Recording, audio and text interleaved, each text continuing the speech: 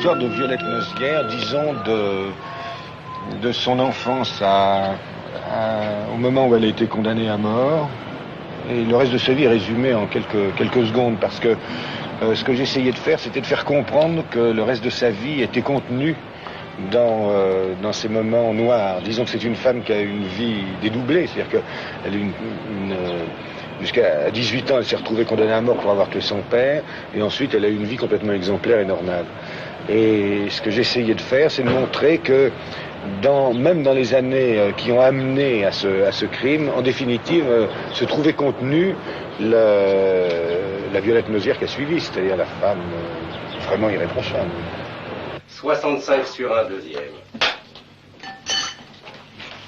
Partez!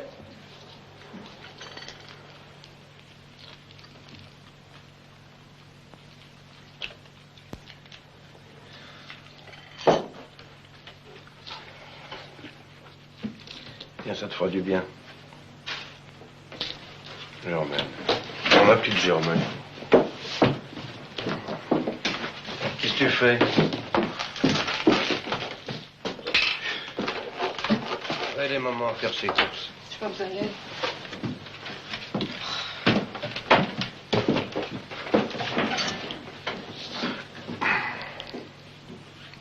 Au moins, la maladie, ça te coupe pas l'appétit, hein? Allez, grand-fils.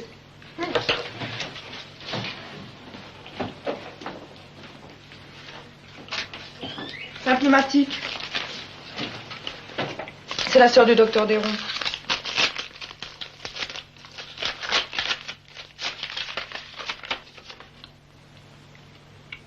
Ah, elle veut que je vienne la voir. Je peux pas refuser.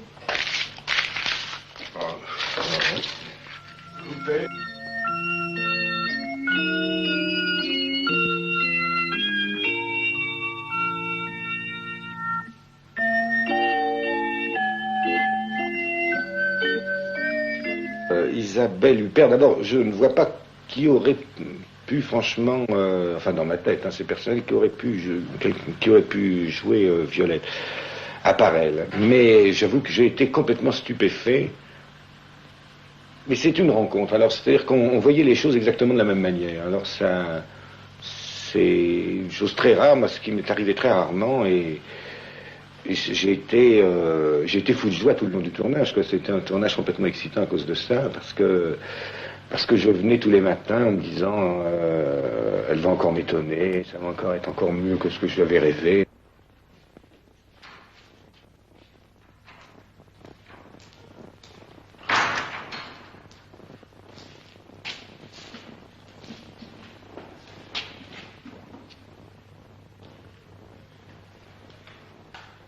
Fille Nozière, vous êtes ici pour répéter devant votre mère les déclarations que vous m'avez faites.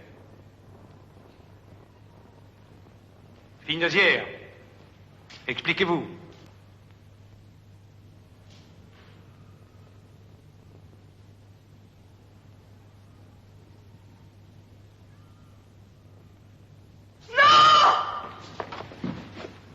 Supprime-toi. Malheureuse, tu ne peux plus vivre maintenant. Oh, maman. Pardon, je t'en supplie, maman. Je te pardonnerai après le jugement, quand tu seras morte.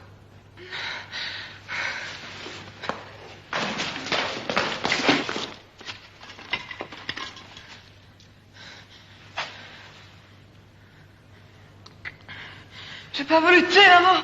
J'ai pas voulu te tuer. J'ai pas voulu te tuer, maman. La manche, remontez la manche.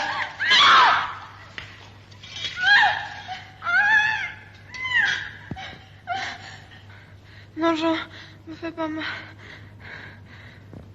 Je t'aime trop pour que tu me fasses mal. Monsieur le... Je sais pas combien de temps. Qu'est-ce que vous faites? Monsieur le premier, c'est des conneries.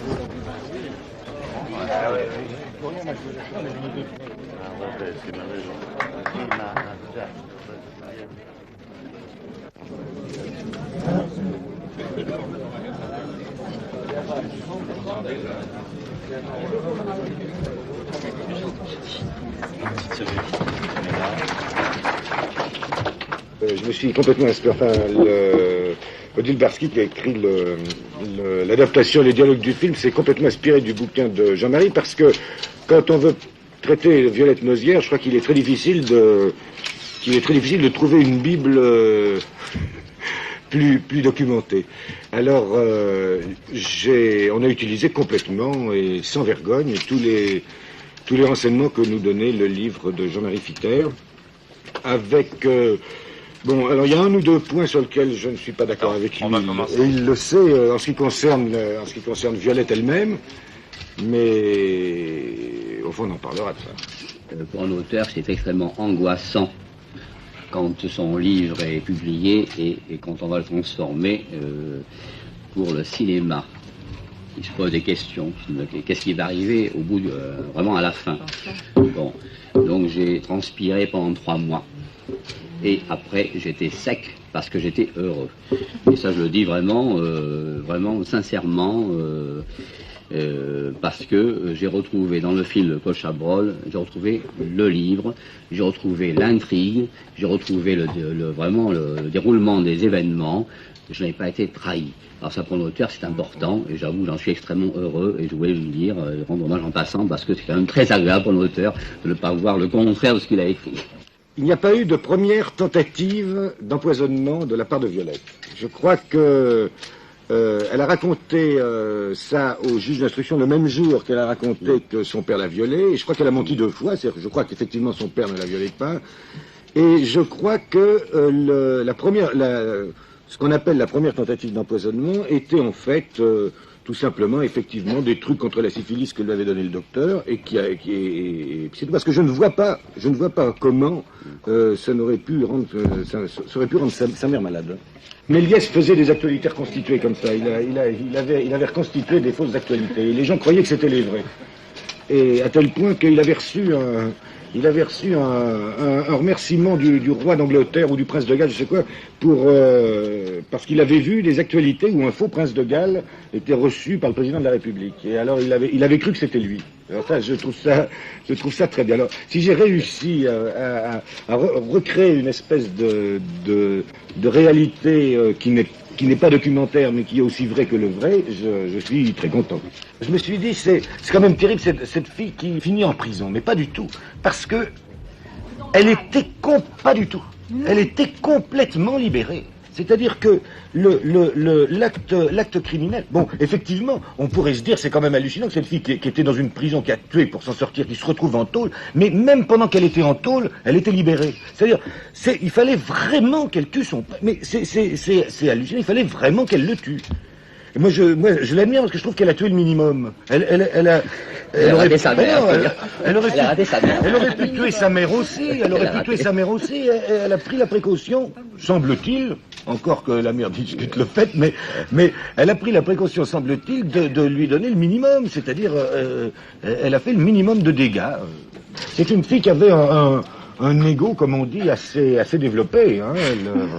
Mais moi, ce qui me frappe, c'est qu'en même temps, ses rêves étaient d'une naïveté extraordinaire, parce que son grand rêve, son grand désir, c'était quand même d'aller au Sable d'Olonne en Bugatti. Ce qui est quand même pas une fin en soi. Mais c'était, moi, je trouve ça bouleversant. J'ai une théorie là-dessus, c'est que je crois que elle fait partie des gens qui font très souvent dans les familles pauvres comme ça, il y a des gosses qui ont un ego très développé et qui ont en même temps des dons de création. Alors ils deviennent peintres, ils deviennent musiciens, ils deviennent des choses comme ça. Et elle n'avait pas de don de création. Je veux dire, c'était pas une grande imaginative, sauf pour le mensonge. Là, elle était très forte. Mais enfin, c'était pas une grande imaginative. Et comme elle ne pouvait pas se fabriquer un monde, elle est obligée de détruire le monde qui était devant elle, enfin, pour pouvoir avoir un monde à elle. C'est pour ça qu'en définitive, la prison, ça devait pas la gêner beaucoup. Elle devait pas être mal là-dedans. Le gros signe de la décadence de notre société actuelle est justement la parcellisation et l'éparpillement de la famille. Je ne dis pas que je suis pour ou contre, hein, c'est simplement je constate. Et donc je crois que c'est là-dessus que ça se passe, vraiment.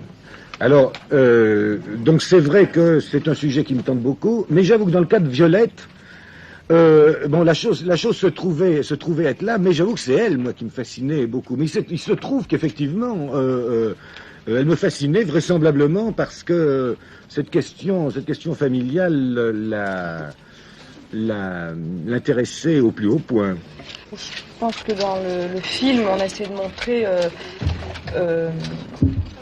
un peu l'envers de la médaille et la façon dont Violette finalement était un personnage qui traînait après elle une sorte de désespoir, de détresse et de mal de vivre. Et finalement, on essaye de donner une explication de cette façon-là. C'est en ça qu'on peut dire que c'est un personnage exemplaire. Exemplaire dans le crime, bon, si tant est qu'on puisse penser que le crime est exemplaire. Mais enfin, c'est vrai qu'on arrive, je crois, sinon à la justifier, du moins à ne pas essayer de la juger en montrant finalement cet univers comme ça dans lequel elle vivait, qui était un univers très pesant, c'était un personnage qui avait une soif d'absolu, qui rêvait d'autre chose, qui rêvait d'ailleurs, qui était en quête d'amour, c'était une mal-aimée, et voilà. Finalement, avec certains éléments de base, qui étaient que bon, elle avait tué son père et sa mère, qu'elle vivait de telle et telle façon, et que bon, il y avait certains renseignements très précis que j'avais. Mais finalement, après, je crois qu'on construit le personnage avec sa propre subjectivité, et on y met ses propres obsessions, et finalement, moi, c'est pas pareil. Je crois que pour les acteurs, c'est pas pareil que pour le metteur en scène. Je crois que le fait que ce soit un fait divers ou non, moi, ça a pas tellement changé, parce que non, ça a pas changé. Je veux dire, ça s'est organisé dans ma tête comme quelque chose ça aurait pu être aussi bien une fiction finalement. C'était pas tellement important pour moi que ça soit un fait divers. Je trouve que c'est un peu le contraire qui se passe, c'est-à-dire que pendant tout le film, finalement, elle n'est pas en prison. Matériellement, elle n'est pas en prison. Bon, même si elle est comme ça dans ce petit appartement, enfin, elle est pas en prison. Mais par contre, elle est complètement emprisonnée à l'intérieur de sa tête. Et à partir du moment où elle arrive en prison, elle n'est plus en prison, précisément. Enfin, moi, c'est ce que j'ai trouvé. Oui. En elle-même. En elle-même, elle n'est plus en prison. Mais c'est en sortant qu'elle était plus en prison. Oui, quand elle a été libérée, elle était en prison, moralement et surtout pratiquement. Parce que quand on sort de prison, avoir été condamné à mort pour avoir empoisonné ses parents et, bon, père et mère, et quand ça s'appelle Gwen Osière, il faut... Non, mais c'est terrible parce qu'elle était plus en prison sur le plan de la société. La mère, elle avait une morale. Que sa fille, elle ait une salle de bain plus tard. Oui. Ah bah oui, mais elle pouvait pas demander au machin, parce qu'elle était maintenant devenue une femme digne, mariée, des trucs comme ça, et convenable. Et c'était un personnage complètement avorté. Excuse-moi, ma chère Stéphane, c'est un personnage complètement avorté, la mère. Enfin, c'était une femme résignée. Oui, c'est ça. C'est penser à ces bonnes femmes qui ont essayé d'être actrices, qui n'y arrivent pas et qui poussent leurs enfants à l'être. Mais vous parliez de Monsieur Émile, hein. Non, mais moi je peux répondre à Monsieur pour Monsieur Émile. Effectivement, Monsieur Émile a surgi comme ça des ténèbres, comme espèce d'alibi, mais un alibi, je crois, réel. C'est-à-dire que c'était tellement vrai qu'à l'époque, ça, et Claude n'a pas pu en parler ensemble, ça a été trop long, mais à l'époque, on a fait une enquête pour retrouver Monsieur Émile. On a jamais retrouvé. Il faut retrouver un Monsieur Émile qui avait 50 ans, 84. Qui avait des moustaches blanches et une Talbot bleue. Alors, toute la police de France s'est mise en chasse de cette voiture de Talbot et de Monsieur Émile.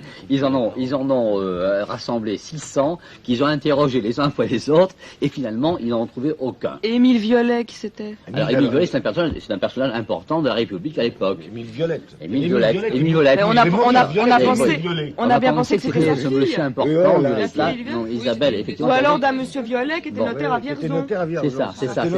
Mais c'était extraordinaire. Mais on n'a jamais eu la on n'a jamais eu la preuve. Que Monsieur Émile a eu vraisemblablement pour Violette une importance énorme, mais je veux dire, c'est complètement resté dans le mystère. Elle a vraiment emporté ce secret dans la tombe, sans doute d'ailleurs. Je veux dire, ça a été une espèce de monnaie d'échange avec sa mère. Étant donné que sa mère s'était portée partie civile, le fait qu'elle ne dénonce absolument pas Monsieur Émile a fait en sorte que sa mère renonce à se porter partie civile et tout ça. Je veux dire, c'est absolument vrai. Je veux dire, les éléments du film sont ceux dont on est sûr. Oui, absolument. Il ne traînait pas une photographie dans la maison d'Osière, il ne traînait pas une photographie de on savait qu'il y avait, on savait qu'il y avait une photographie, on savait qu'il y avait une photographie et des lettres, mais on les a jamais vues. Je veux dire que, hein? Je montre la photo. Alors là, je suis assez pervers dans ce cas-là. Je montre la photo et les lettres uniquement dans le flashback de Violette, c'est-à-dire quand elle pense quand elle est dans la truc d'autobus avant qu'elle revienne au crime. On ne les voit plus jamais après.